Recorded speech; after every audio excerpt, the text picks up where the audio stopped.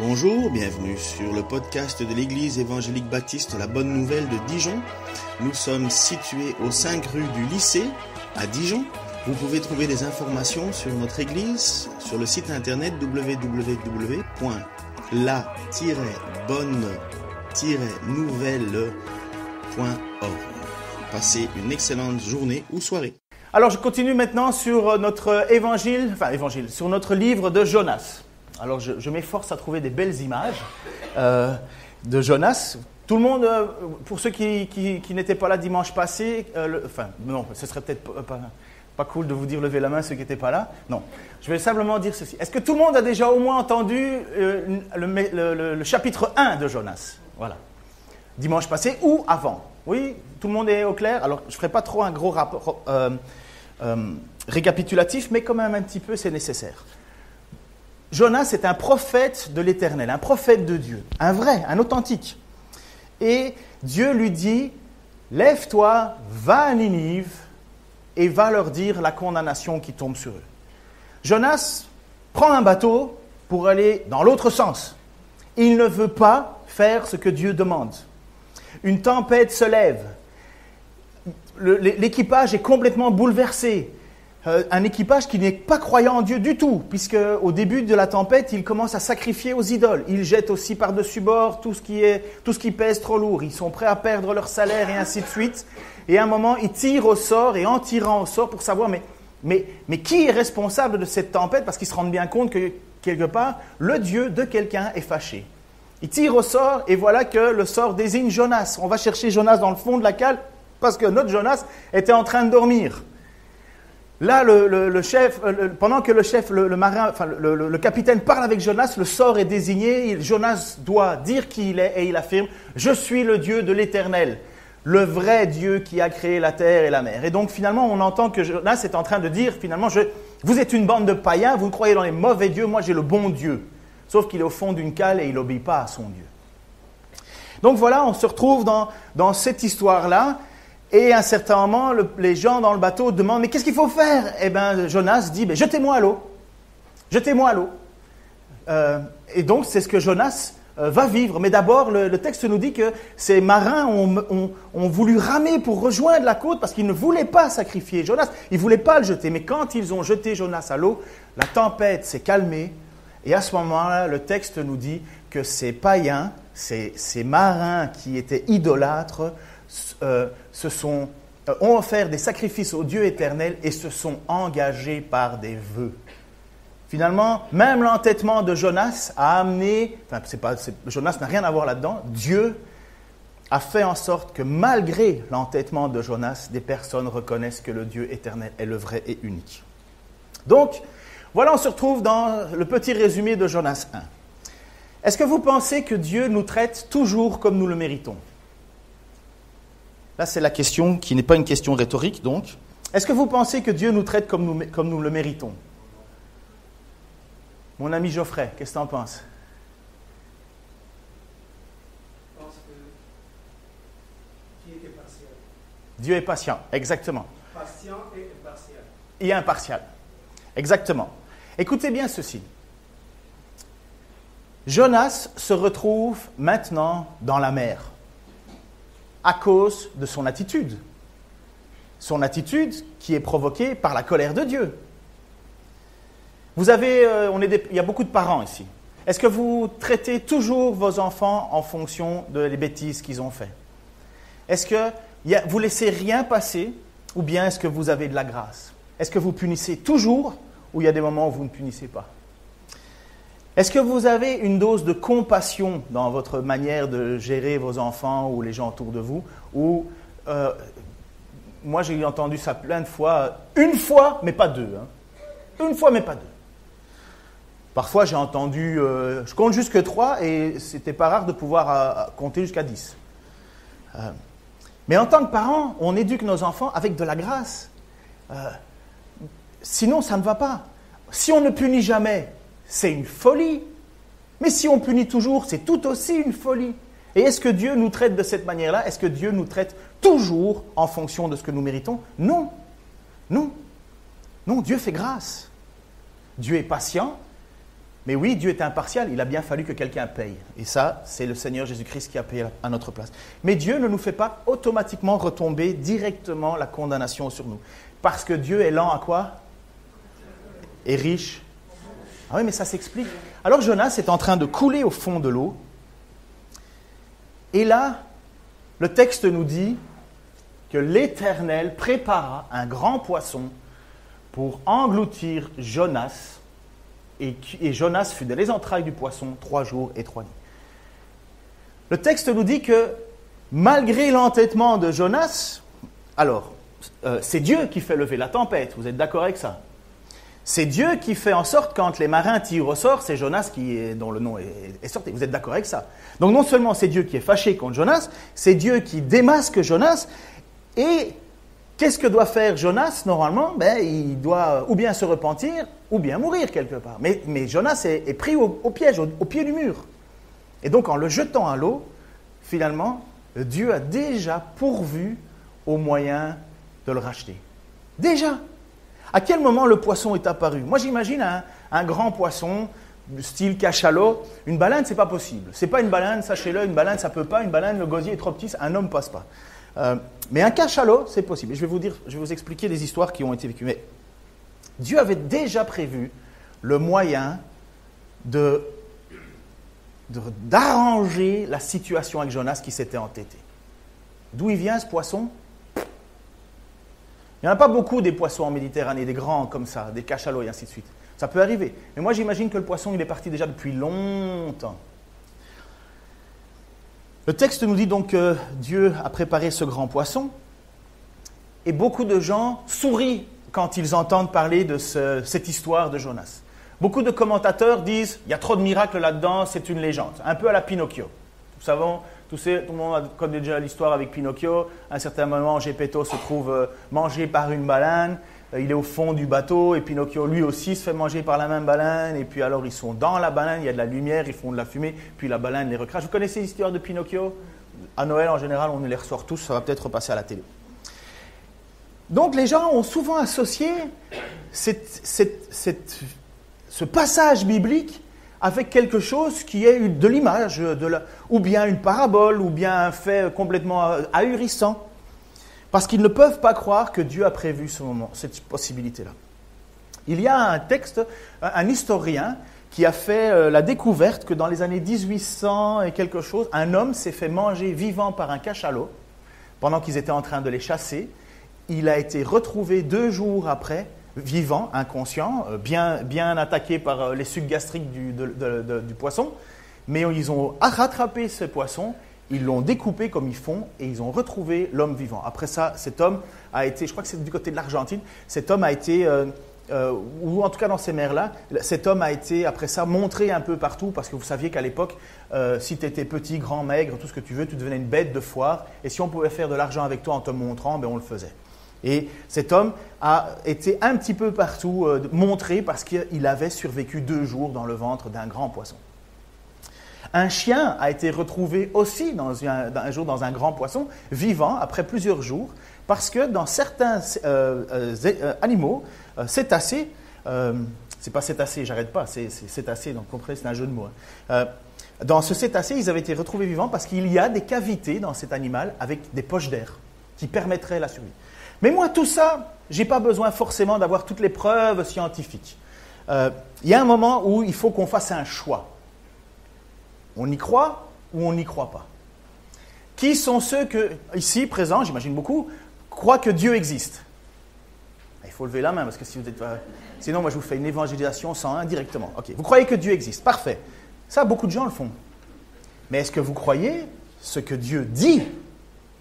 Ah, ça, c'est différent. Croire que Dieu existe, une chose, c'est le début de la foi. Épître aux Hébreux, la première chose, c'est de croire que Dieu existe. Deuxièmement, mais il faut croire ce que Dieu dit. Et si Dieu nous donne un texte pareil, nous transmet un texte pareil, authentifié par Jésus lui-même, qui cite ce texte lorsqu'il est devant ses pharisiens, c'est que ce texte, il a du poids. Il a dit, Jésus, il ne vous sera pas donné d'autre signe que celui de Jonas. Donc pour Jésus, ce n'est pas une fable. C'est quelque chose qui s'est vraiment passé. Certains commentateurs disent que c'est une parabole et ainsi de suite. et d'autres disent ça ne ressemble absolument pas à une parabole. Il faut prendre le texte tel qu'il nous est donné. Un âne qui parle, ça vous arrive tous les jours? Pas un cancre, hein? Pas un âne avec un bonnet d'âne à l'école. Ça, c'est justement, c'est un âne parce qu'il n'arrête pas de parler, en général. Moi, je n'ai pas connu ça. Qui a connu ça quand il était jeune, un bonnet d'âne sur la tête? Waouh, ça doit être quand même particulier. Enfin bref, tu ne l'as pas vu, mais tu l'as vu. J'ai dénoncé quelqu'un pour qu'il l'ait.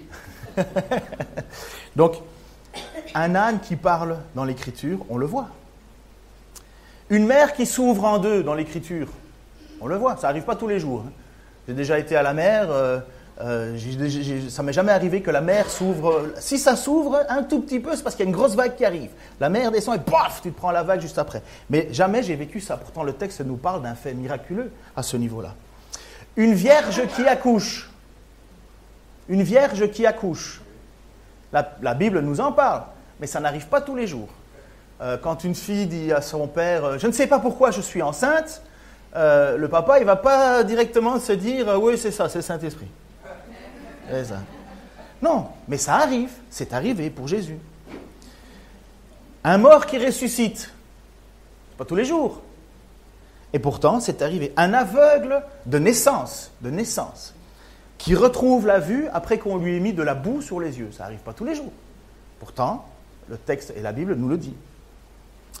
Le soleil qui arrête sa course parce que je ne sais plus quel roi avait besoin d'une preuve de la bénédiction de Dieu et l'ombre s'est arrêtée, le soleil a arrêté sa course et en même temps une bagarre, une guerre qu'il y avait entre Israël, c'est Abraham, quelqu'un peut me rafraîchir?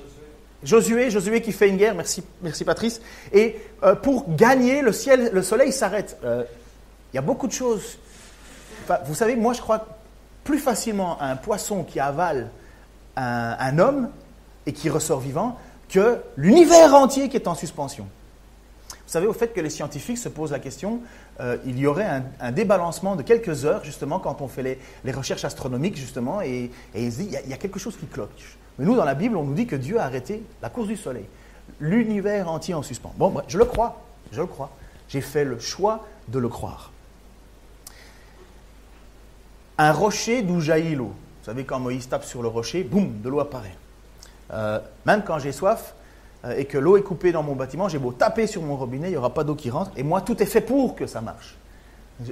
Moïse, lui, il tape sur un rocher et de l'eau coule. Toutes ces choses sont totalement extraordinaires, n'est-ce pas? Ça sort du pensable. Mais pour Dieu, c'est du banal. Qu'est-ce qui est extraordinaire pour nous et qui serait extraordinaire pour Dieu? En disant, Dieu, je ne savais pas que je pouvais faire ça. Qu'est-ce que Dieu ne peut pas faire? Quelle est la limite de notre Dieu? C'est important. C'est important de savoir à un certain moment qu'il y a des choses qui nous dépassent et dans lesquelles nous devons faire le choix de croire ou de ne pas croire. Une situation qui m'a toujours étonné. Jésus se retrouve devant le temple, arrive avec ses disciples devant le temple et il y a un impôt à payer. Donc il y a une pièce d'argent à donner. Et écoutez cette petite histoire, encore une fois, qui va faire en venir un poisson. Et moi, ça me parle beaucoup, je vais vous expliquer pourquoi. Ils se rendirent à Capernaum, les apôtres et Jésus. Là, les agents chargés de percevoir l'impôt pour le temple vinrent trouver Pierre et lui demandèrent « Est-ce que votre maître ne paye pas l'impôt du temple ?»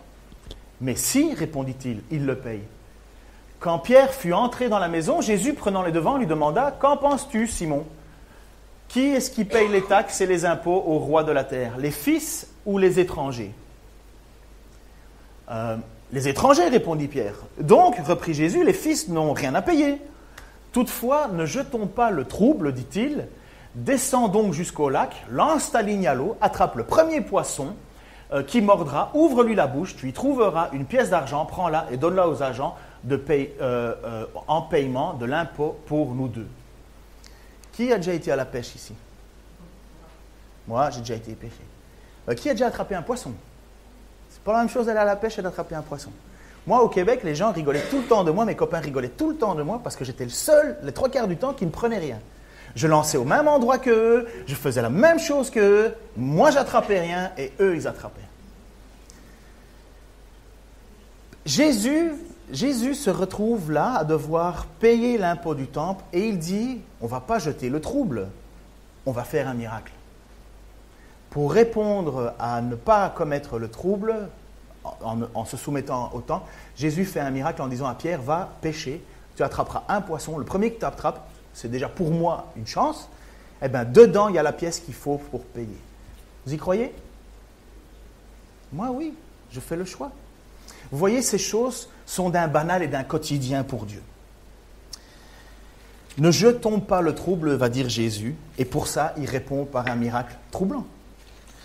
Alors, un poisson qui surgit des mers pour rattraper un grognon pareil, ça ne me trouble pas. Jésus est dans le ventre, Jonas maintenant se trouve dans le ventre de ce poisson.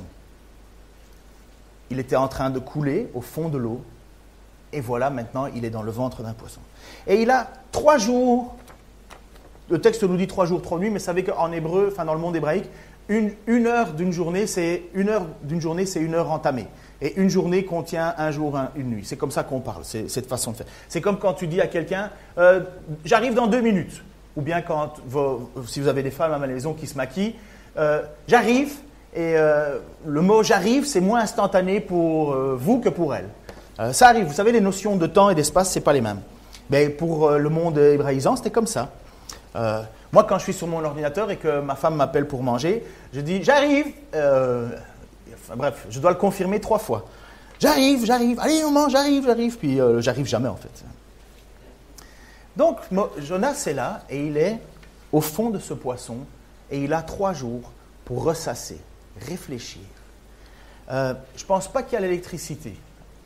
Bon, je pense au miracle, mais je ne pense pas que c'est un poisson avec électricité intégrée, système sono, ventilation et tout ça. Je pense que c'est un endroit qui ne doit vraiment pas être agréable, premièrement, et une des raisons pour lesquelles les gens n'aiment pas le poisson, c'est parce que le poisson, ça pue, exactement. Enfin, moi j'aime bien, mais il y en a qui disent qu'ils n'aiment pas le poisson parce qu'ils trouvent que ça pue. Et à mon avis, être à l'intérieur d'un poisson comme ça doit fouetter pas mal. Et là, Jonas, il se trouve là-dedans quand même. Et j'aimerais bien faire un tout petit sketch. Je vais m'imaginer Jonas. Alors, ce que je vais faire là, ce n'est pas écrit dans le texte, c'est inspiré du texte, mais c'est un petit... J'essaye de me mettre à la place de cet homme.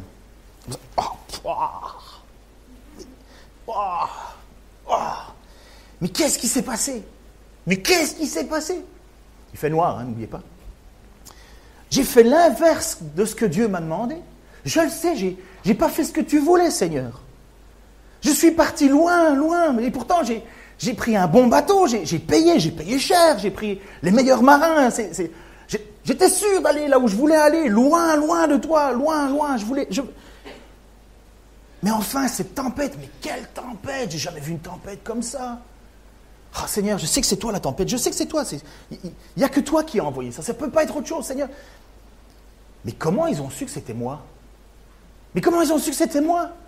J'ai rien dit, je me suis caché, j'ai fait le petit, j'ai fait le mort.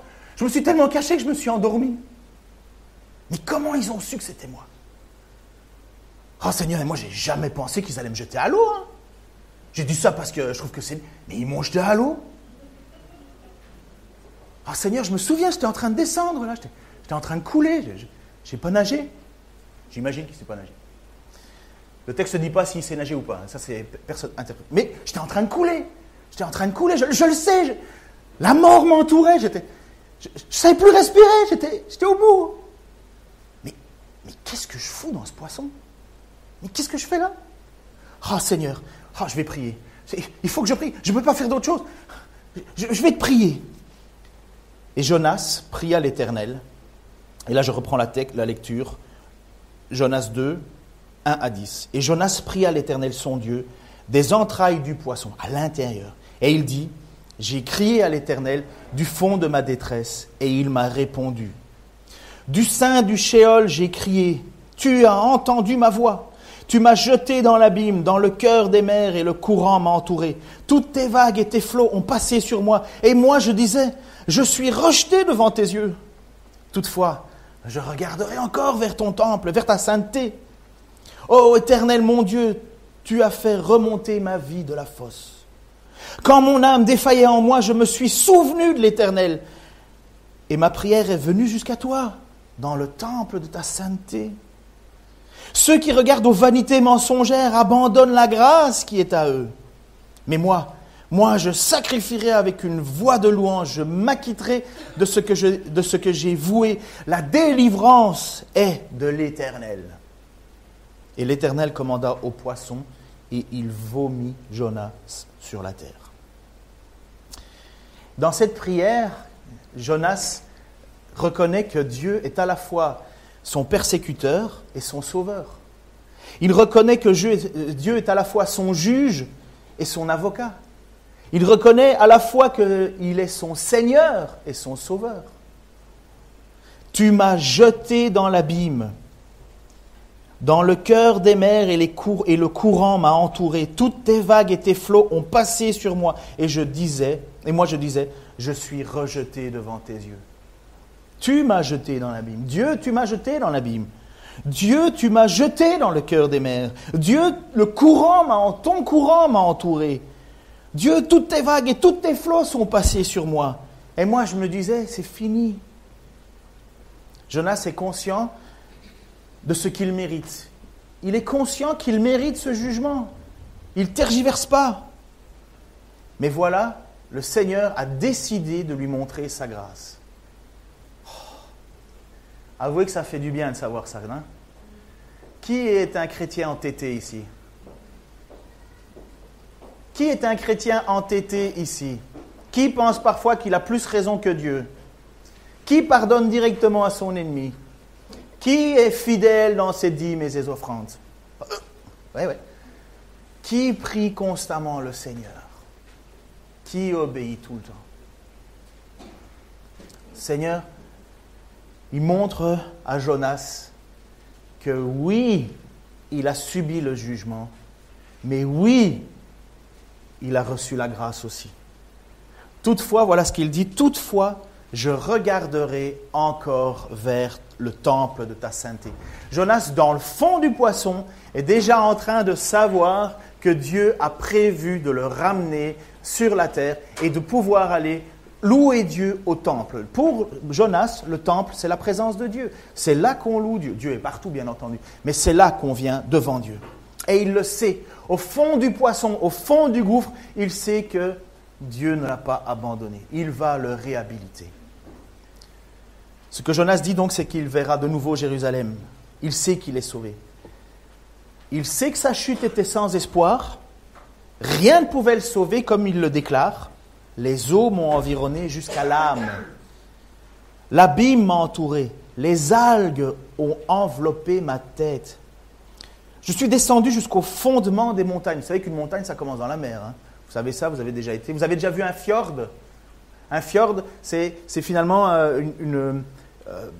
c'est de l'eau au milieu des pieds des montagnes. Alors c'est pour ça que c'est majestueux, c'est grand, c'est étroit, et c'est excessivement profond, un fjord. Et il dit, j'étais descendu jusqu'au fondement des montagnes, le sol de la terre. Les barres de la terre s'étaient fermées sur moi pour toujours.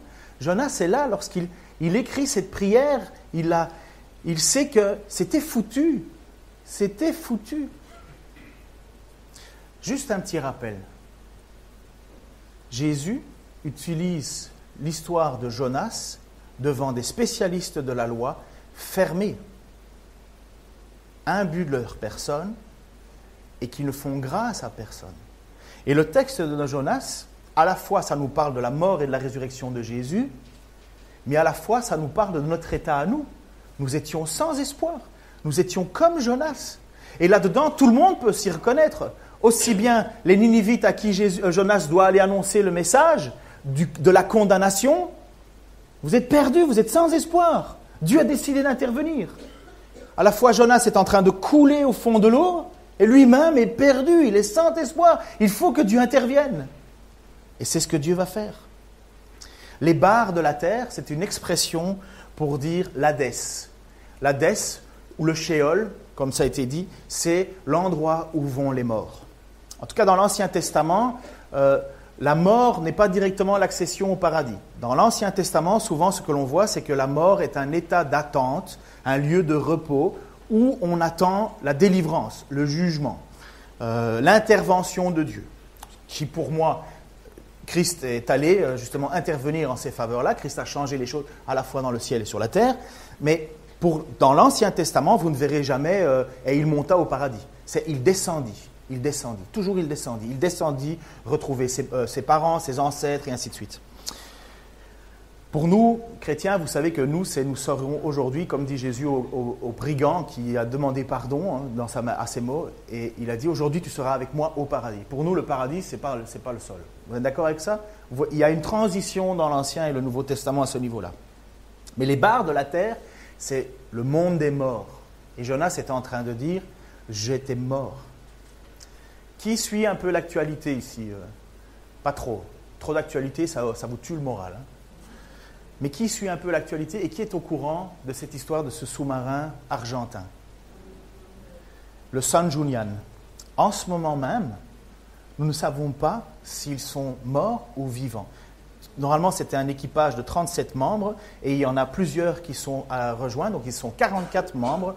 44 membres dont un sous-marin est perdu. On l'a perdu de la carte. On ne sait pas ce qui s'est passé. Est-ce qu'il y a eu une explosion ou pas? Est-ce qu'ils sont encore vivants? On le sait qu'ils n'avaient que 7 jours d'oxygène et ainsi de suite et ainsi de suite. Et il y a quelques heures, les autorités ont décidé de stopper les recherches. Mettez-vous à la place des familles. C'est des jeunes marins, c'est des jeunes. Pas tous bien sûr, mais... Quand tu te raccroches à un espoir, et même à ces marins, s'ils sont en ce moment dans ce bateau, dans ce sous-marin, tu te raccroches à un espoir, mais tu sais que les barres de la mort se referment. Mais ça, c'est exactement ce que Jonas vit. Et c'est exactement ce qu'il dit. Je suis descendu jusqu'au fondement de la terre, les barres de la mort s'étaient fermées sur moi pour toujours. S'il n'y a pas une intervention de Dieu, Jonas meurt. Il ne peut rien faire. Il dépend totalement de la grâce. De la grâce. Il ne le mérite pas. Il mérite sa condamnation. C'est un peu notre cas. Qui peut dire qu'il mérite que Jésus le sauve? Qui peut dire devant Dieu, je mérite que tu t'intéresses à moi? Personne. Et c'est exactement ce que Dieu veut, afin que personne ne se glorifie et que tout le monde reconnaisse la richesse de la grâce de notre Dieu. C'est ce que Jonas ne veut rien entendre pour les Ninivites. Pour les Ninivites, mission à laquelle Dieu a dit à Jonas, tu vas partir vers les Ninivites, Jonas part dans l'autre sens parce qu'il ne veut pas annoncer le message. Je vais pas, vous connaissez certainement l'histoire, mais je ne vais pas en dire plus là. Mais il ne veut pas annoncer ce message. Il veut que les Ninivites méritent la colère. Et Jonas, qui est au fond de l'eau, espère une seule chose, la grâce. Grâce pour moi, pas pour toi.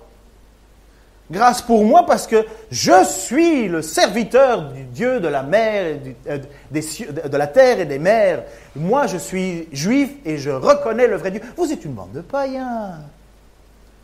Dieu ne se soucie pas de vous. Enfin, vous vous souvenez de cette attitude de Jonas?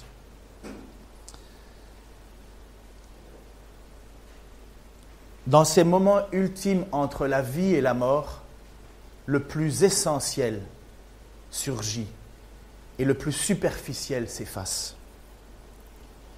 Et dans ce moment intense de prière de Jonas, dans ce poisson, parce que là il est sauvé, là il ne peut que reconnaître la grâce de Dieu. Il dit, je regarderai encore vers le temple de ta sainteté. Je regarderai encore, je le verrai. C'est-à-dire qu'il est déjà conscient que la grâce de Dieu a fait son... Le poisson, c'est Dieu qui l'a envoyé. Ce n'est pas une condamnation, le poisson. La condamnation, c'est le fait qu'il ait été jeté par-dessus bord. Le poisson, c'est la grâce. Même si ça pue. C'est la grâce. Et ô Éternel, mon Dieu, tu as fait remonter ma vie de la fosse. Quand mon âme défaillait en moi, je me suis souvenu de l'Éternel. Et ma prière est venue jusqu'à toi, dans le temple de ta sainteté. Est-ce que ce n'est pas la prière du brigand sur la croix? Vous connaissez l'histoire de la... Normalement, oui, mais le dernier moment de la vie de Jésus sur terre en tant qu'être humain, il y a ces deux personnes qui sont sous le jugement. Ils le méritent, c'est des voleurs. Et dans les derniers instants de sa vie, le brigand réfléchit au plus profond de sa fosse à lui sur le sens. Vous savez, c'est toujours délicat, la question de la prière de dernière minute. Souvent, on a envie de dire que c'est une prière d'opportuniste. Dieu jugera. Hein. Je connais des gens qui disent « Ouais, j'accepterai Dieu à la fin de ma vie, comme ça j'aurai réglé mon ardoise. » Hop, hop, hop. Moi, je trouve que ça sonne faux déjà. Ça ne marchera pas. On ne se moque pas de Dieu. Mais des gens qui, dans les derniers instants de leur vie, en appellent à Dieu. Parce qu'il a fallu qu'au fond de la fosse, bang, ils reçoivent une claque. Et là, ils se rendent compte de leur vie. C'est le cas de Jonas. Du fond de la fosse. C'est la prière de l'apôtre Paul. À mon avis, lorsque Jésus est apparu, Paul, il ne devait pas en amener large. Hein. Qui es-tu ? Je suis Jésus que tu persécutes. Il serait bizarre que l'aiguillon régimbre maintenant. J'imagine l'apôtre Paul devant ce désarroi d'être devant cette puissance qui pourrait le juger. Qui tu es ? Ben, je suis celui que tu persécutes. Ben, sous-entendu, je vais mourir. Dieu fait grâce. Ça doit certainement être la prière de Joseph lorsqu'il est au fond du trou, lorsque ses frères l'ont jeté au fond de la citerne. Parce que même si j'aime beaucoup Joseph, Joseph, c'est pas Jésus, il est pas. Je pense que Joseph, en même temps, il devait un petit peu profiter de sa situation d'enfant chouchou, au point d'énerver pas mal ses frères. Mais au fond de la fosse, à mon avis, quand il est jeté dans cette citerne, sa prière est authentique. Elle est pure. Pure dans le sens, elle se fait à genoux avec les larmes, comme tes post-it. Ce n'est pas une liste de courses. La prière de David dans la caverne d'Abdoulam. Connaissez cette histoire ? David, donc, qui est élu, choisi par Dieu, et pourtant persécuté par Saül.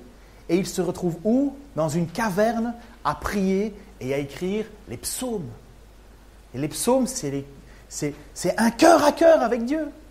Quand vous êtes abattu jusqu'à ce que dans vos os, ça frémit, lisez les psaumes.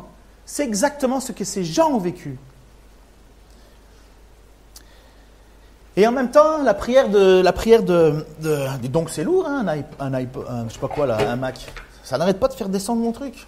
Pourtant, c'est plein de vide. Windows, c'est mieux. Ça, c'est mon nom.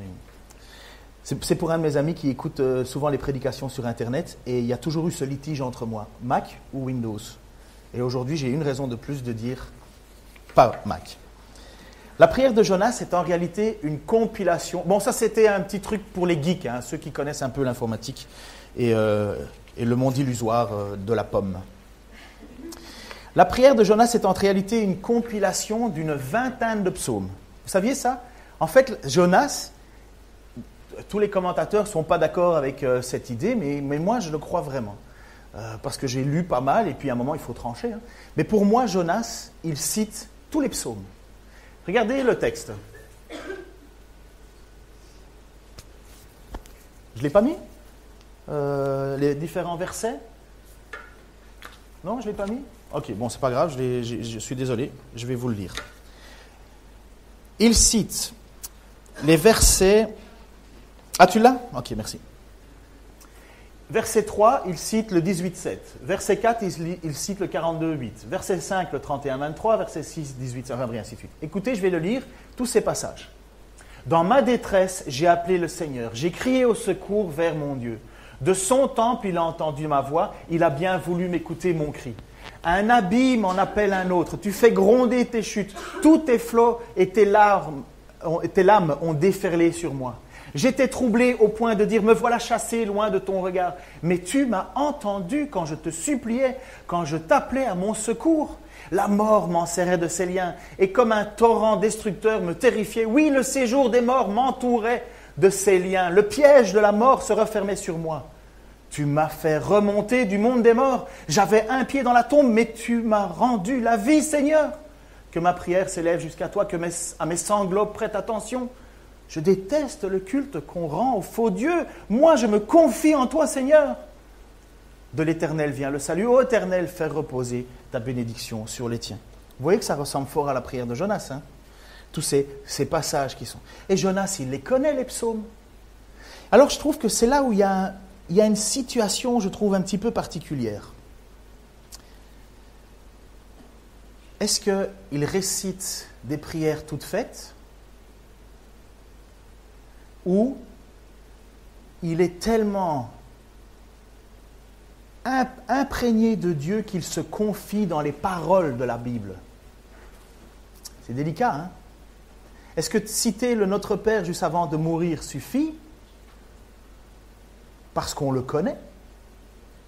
Est-ce que Jonas est à ce point-là de réciter les psaumes ou vraiment à ce moment-là, il vit les psaumes? Vous savez, pratiquement, c'est les mêmes mots qui sortent de la bouche, mais l'attitude est totalement différente. Est-ce que c'est le récit d'un chapelet de prière ou est-ce que c'est une prière d'un homme authentique? Le reste de notre passage biblique nous le dira, mais je trouve que c'est important d'en arriver là. Ce n'est pas la prière, il n'y a rien de magique. Ce n'est pas un ensemble de paroles que l'on dit, mais c'est la foi que l'on met dedans. Alors laissons le temps et méditons là-dessus. Est-ce que ma propre prière est un récit de phrases de la Bible ou est-ce que c'est le fait de s'accaparer les paroles de la Bible et les faire siennes? Les paroles que ces gens inspirés par Dieu ont dit et on les fait siennes. Voilà donc Jonas fait appel non pas à lui cette fois-ci mais à la parole de Dieu. Il ne se justifie pas. Il cite ce qui est juste à Dieu. Citer la parole de Dieu ne peut jamais être mauvais, hein. Prier la parole de Dieu, prier les psaumes, vous ne vous tromperez jamais dans vos prières. Et souvenez-vous de cette parole d'Ésaïe 43, 25, je l'ai prêché récemment. C'est moi qui efface tes forfaits pour l'amour de moi. Et je ne me souviendrai plus de tes péchés.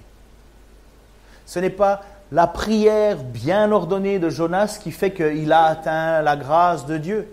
C'est Dieu qui dit, c'est moi et c'est moi seul qui décide. C'est moi qui efface tes forfaits pour l'amour de moi. Et je ne me souviendrai plus de tes péchés. Dieu fait grâce uniquement par égard pour lui. Jonas ne méritait pas.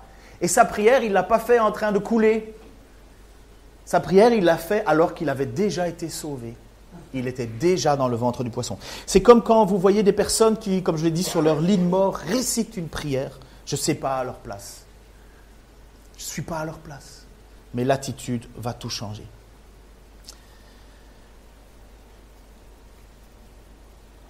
À quel moment Dieu vous a sauvé? J'ai posé cette question, je passe du bon temps avec Mick, on fait les études bibliques, pour découverte de la foi.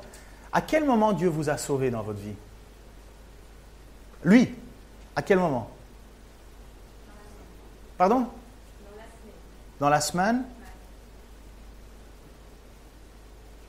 Pas compris, mais c'est pas grave. Alors, à quel moment Dieu a décidé de vous sauver?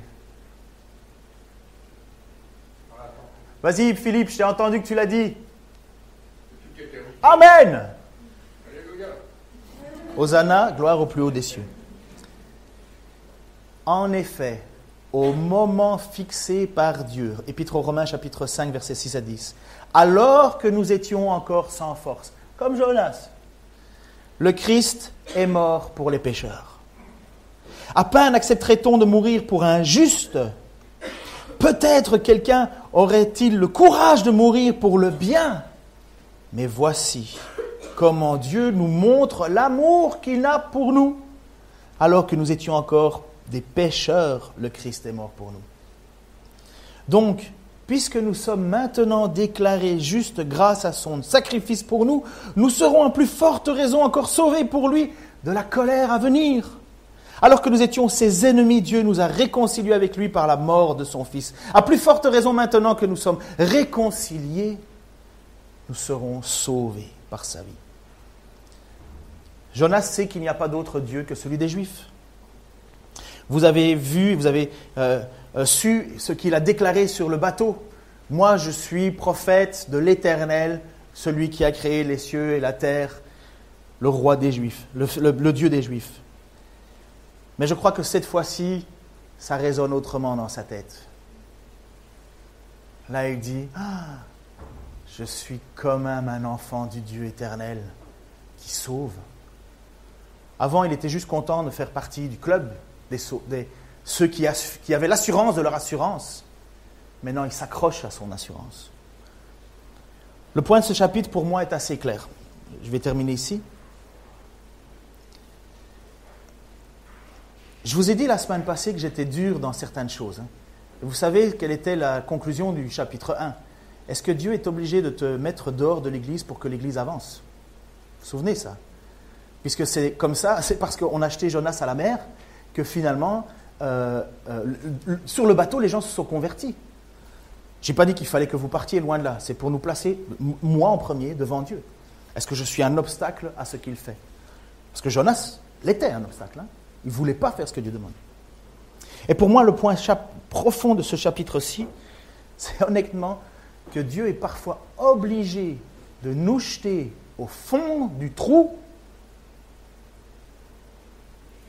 où nous n'avons plus rien d'autre que de ses paroles et sa vérité, ses promesses, son message, pour que nous puissions être au bénéfice de sa grâce. Jésus a dit, celui qui voudra sauver sa vie la perdra, et celui qui sera prêt à perdre sa vie la gagnera, la sauvera. Eh bien, je crois que c'est ça l'histoire de Jonas, c'est qu'il fallait qu'il s'aille pousser au bout, être sans espoir, sans ressources, pour devoir crier à Dieu. Et afin que Éphésiens chapitre 2, versets 8 et 9 disent clairement, c'est par la grâce, en effet, que vous êtes sauvés. La grâce, ça ne vient que de Dieu. Par le moyen de la foi. Il faut y croire. Il faut y croire. Et cela ne vient pas de vous, c'est le don de Dieu. Ce n'est point par les œuvres, afin que personne ne se glorifie. Amen. Amen. Voilà, on va faire un petit peu nos ADD. Amen. Voilà. Seigneur Dieu, merci pour ta grâce. C'est vrai que c'est immérité, Seigneur. Et lorsque je pense à ce prophète Jonas, je pense à moi. Comment ne pas voir, Seigneur, des similitudes dans ma vie où mon attitude s'oppose clairement à ce que tu veux faire. Seigneur, tu as envoyé ce prophète parmi une nation qui ne méritait pas ta grâce. À ses yeux, c'était clair. Et selon ta parole, c'est clair aussi. Mais voilà que tu nous surprends encore. Et si tu fais grâce à Jonas, c'est parce que tu fais grâce aussi à Ninive. Seigneur, ta condamnation est la même pour tout le monde et ta grâce est la même pour tout le monde. Je te prie, Seigneur, pour ceux qui, ici, ne te connaissent pas, peuvent réciter des psaumes, mais n'ont pas de vie avec toi. Seigneur, s'il te plaît de les jeter au fond de la fosse pour qu'ils puissent redécouvrir la pureté, la beauté, la puissance de ta grâce, fais-le. Fais-le. Afin qu'ils redécouvrent la joie de leur salut. Afin qu'ils puissent être des lumières et accomplir ta volonté. Seigneur, c'est la prière pour ma vie. Si tu devais encore tout retirer autour de moi, tout perdre, pour te remettre au centre, eh bien fais-le. Parce que je n'ai rien d'autre de plus important, Seigneur Dieu, que toi. Dans le nom de Jésus-Christ. Amen.